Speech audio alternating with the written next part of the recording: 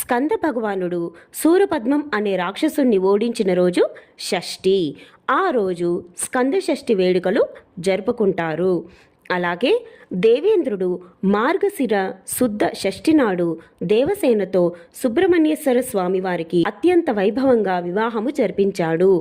ఆ రోజునే శ్రీ సుబ్రహ్మణ్యేశ్వర షష్ఠిగా వ్యవహరిస్తారు.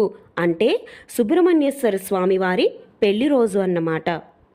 6 రోజులు ఉపవాసం ఉండి స్కంద షష్ఠి రోజున భక్తులు సుబ్రహ్మణ్యేశ్వర స్వామిని ప్రార్థించాలి. స్కంద షష్ఠి రోజున భక్తులు స్కంద షష్ఠి కవచాన్ని పఠించాలి. మొగలి, పున్నాగ, సంపంగ, కదంబ, ముద్దగన్నేరు పువ్వులతో స్వామివారిని అర్చించాలి. కుమారస్వామికి పాల పొంగలి, చనివిడి నైవేద్యం శ్రేష్టం.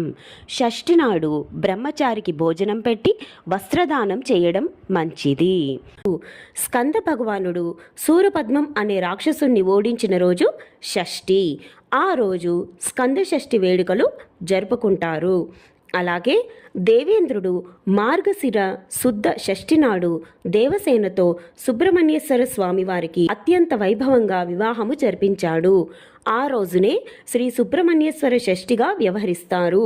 అంటే సుబ్రహ్మణ్యేశ్వర స్వామి వారి పెళ్లి రోజు అన్నమాట.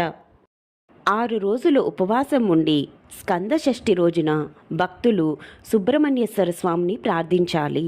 స్కంద షష్ఠి రోజున భక్తులు స్కంద షష్ఠి కవచాన్ని పఠించాలి. మొగలి, పున్నాగ, సంపంగ, కదంబ, ముద్దగన్నేరు పువ్వులతో స్వామివారిని అర్చించాలి. కుమారస్వామికి పాల పొంగలి, చనివిడి నైవేద్యం శ్రేష్టం.